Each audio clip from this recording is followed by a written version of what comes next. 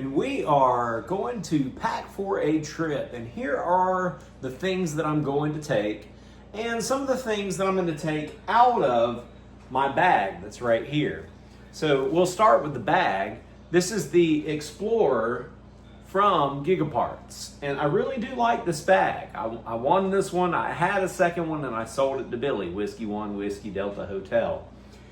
So the first thing, let's start with the most important thing that you could have in your kit, and that is going to be the coax.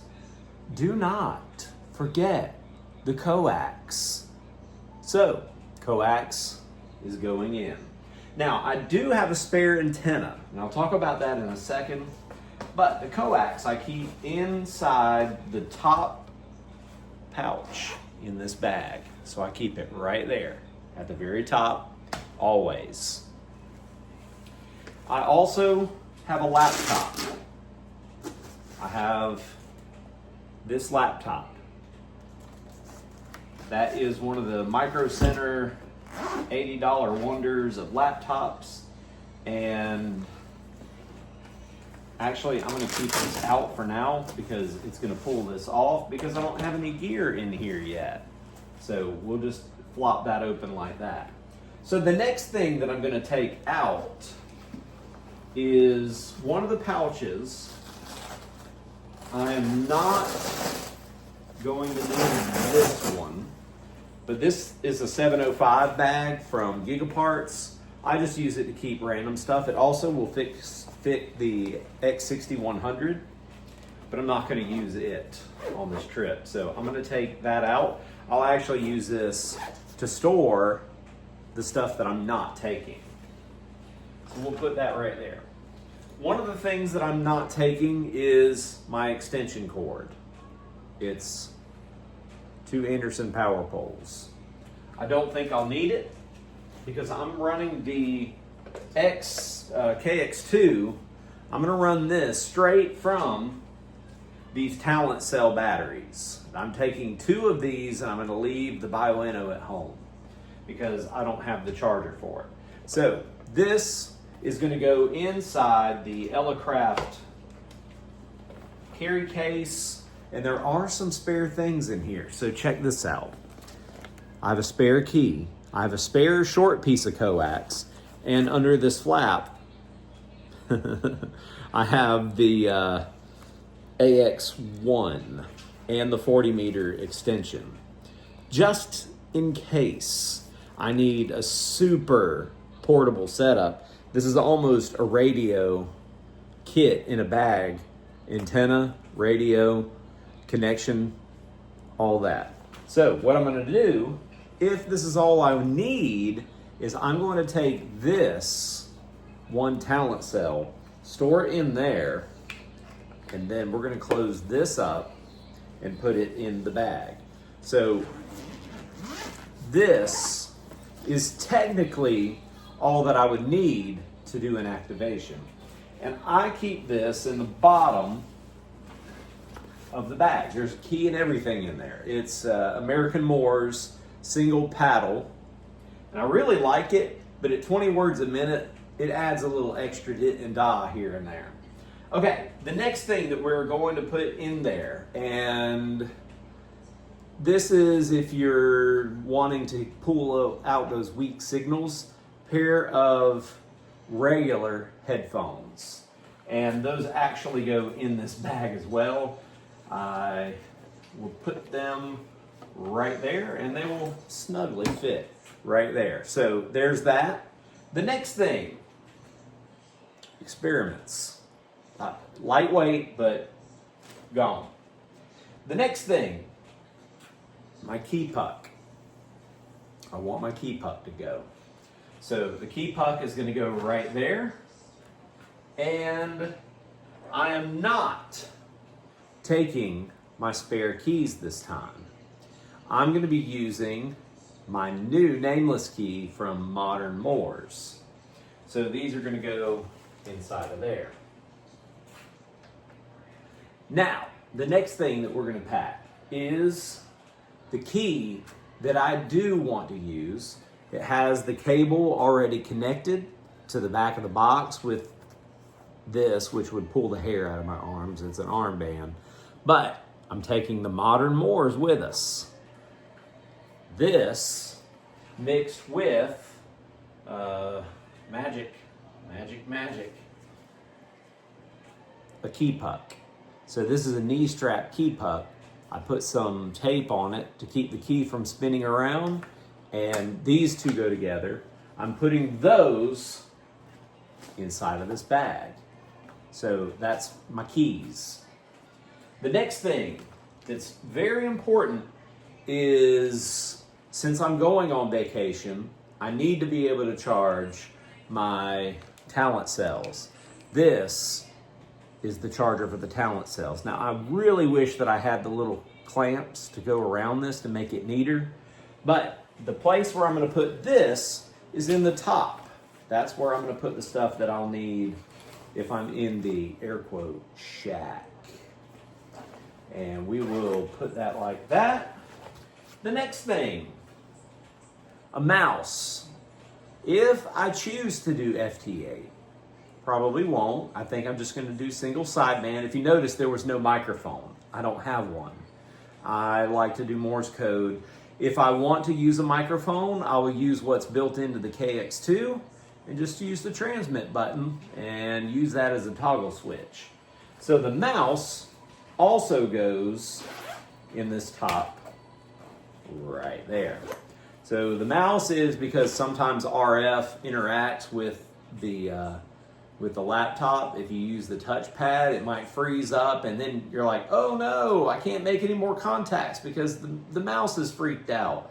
So that's what the external mouse is for, the wireless mouse. Okay, the next thing, let's talk antennas for just a minute. Antennas. The first thing that I'm going to take is sort of like a, if this was a micro machine antenna, the AX1, this is your Matchbox version. This is the MFJ 1898. I got this in Huntsville about 2 years ago, and it's like any other coil. You just raise and lower it, raise and lower the width to get what you nay.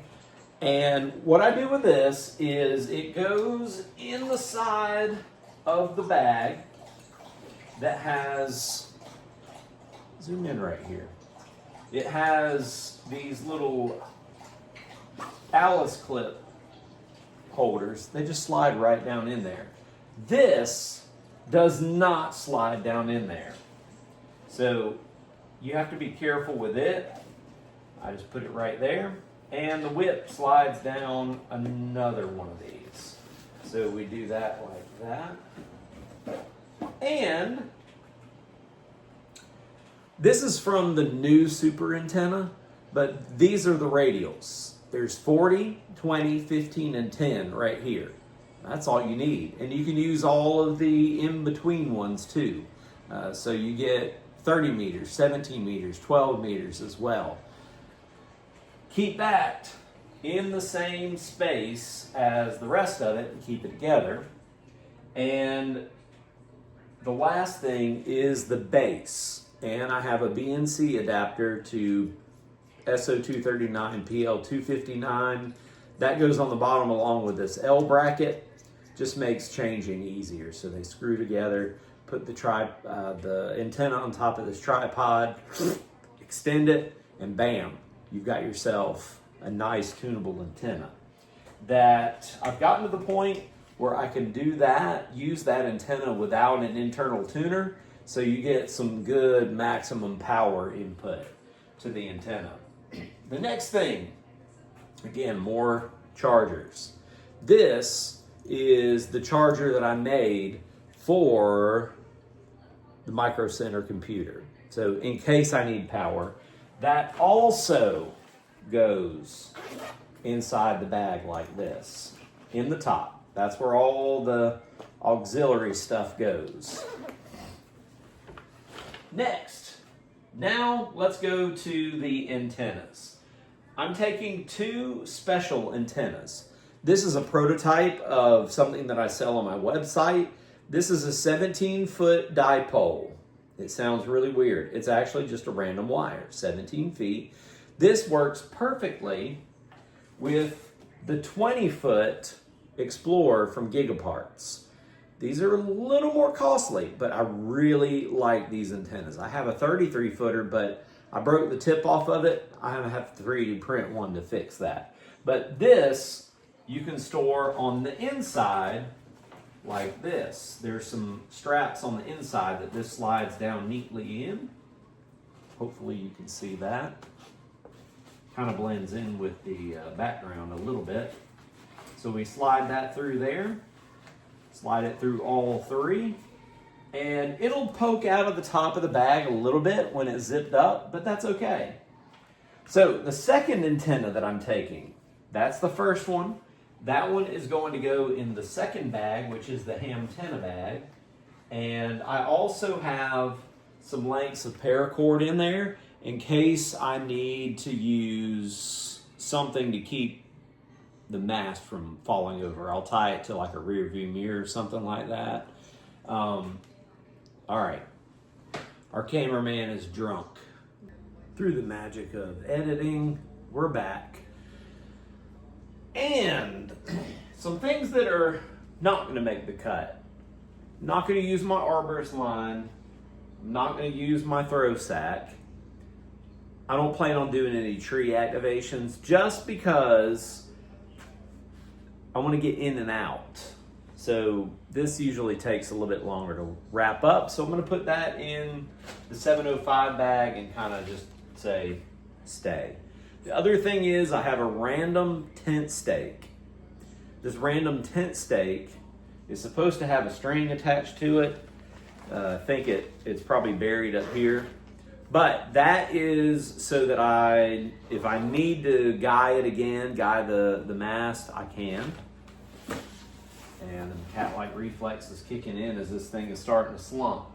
Okay, spare talent cell is also going to be taken. If one dies, I'll throw this one on, finish the activation. I'll use this one until it dies. I'll have the other one charging, and then overnight, and then I'll always have two batteries. So this goes in this side pouch over here, and we will zip that shut. I think that's all that goes in there.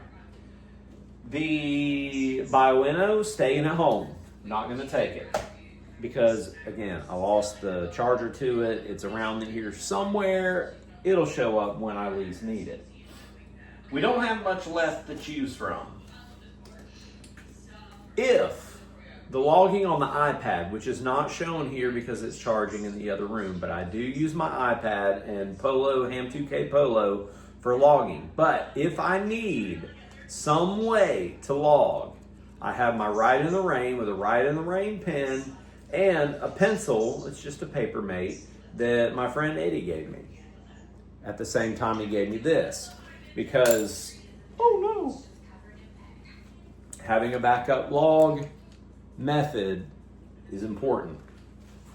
You never know when your iPad might go on the fritz.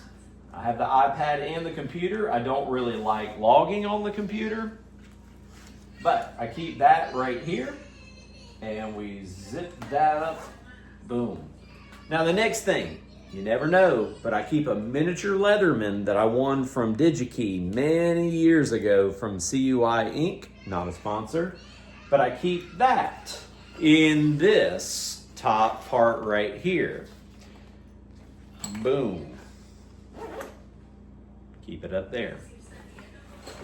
The last two things, and these are not going with me. I have separate chargers for the iPad, so I'm not taking this, but I am taking this in case I need to charge in the field. I got this from an older channel member, Pat, and he just gave it to me at Orlando, but it's nice because you can go 1 in, 2 out on Anderson power poles plus a charger, and it doesn't create hash when you charge on most devices. So I do take that. That also goes inside. I keep it in one of these pouches on the inside. Zip that up so I don't lose it. I do not need this other cable. I already have one. It works. And I have the backup key if it doesn't work, and you can pick these up at Walmart for usually pretty cheap. And the last thing that is not going, because if I do have to have an auxiliary sound source, the anchor is not going. Normally I take the anchor, but it's probably not charged, so I'm not even gonna trust it. So that is also going in the 705 junk bag for today. And we are going to zip that up so that I won't lose the things that on a normal day I do keep in here. And now what we're gonna do is take this bag, zip all of the zippers so nothing slides out of their bags. So I'm gonna pull the zipper of the 2 pouches that are on the inside. They're just general purpose pouches. Still learning new equipment. We're back. I was zipping the bag up. So I'd gotten the bags on the inside zipped up already. And what we're gonna do now is zip up the outside of the bag. And you can see that if you zip it all the way around, this is the 17-foot antenna. It actually squeezes in there. The POTA 33 doesn't do that. The POTA 20, I called it 17, but the POTA 20 just sticks up just a little bit on the inside. Then we can take this bag, put it on like this. It's not a 1-pound bag. It's definitely 15 to 20, but this works out perfectly for wherever I want to go. It has everything that I need for an activation. And if I want to set up in a basement somewhere or office at wherever we're going to be staying, or if I wanted to throw it out of a window or over a balcony for the random wires and play radio for a little bit, I have that all available right here in this one bag. So now let's take a look at these folks right here over my kitchen. As they're scrolling up here, you'll see that these channel members make all this possible. Not that I'm making a ton of money off of it, but hey, every little bit helps when you're talking about spending gas money. I am driving from South Georgia to Milwaukee. So these folks that are scrolling up right here, thank you so much for your assistance and your support of the channel. And I hope this kind of gives you some insight into what's in my bug out bag, and maybe it'll give you some inspiration about what do you keep in yours. And in the comments, if you've made it this far, share what you would keep in your bag. What's more important? What is less important? What is super critical? Did you notice I only have 1 piece of coax? Yeah, that's risky. 1 is none. So my saying is 2 is 2. 1 is none. Because if you have 2, Murphy's Law says they'll both work. But if you only have 1, Murphy's Law says it's not gonna work. So I have a little bit of redundancy in some of the things, but for a lot of it, I don't. I do have spares around the house. And it's just like those chargers that I can't find. They're in a box somewhere. So I'm Robbie, W1RCP, going to activate from the northest of north that I've ever been able to go, and that is in Milwaukee, Wisconsin, and Dothan, Alabama, and there's a couple other places. Champaign, Illinois, maybe. Kentucky, I hope, and Indiana, I hope. Get some new states in there. Just, you gotta collect them all. Hey, 73, we'll catch y'all on the next video.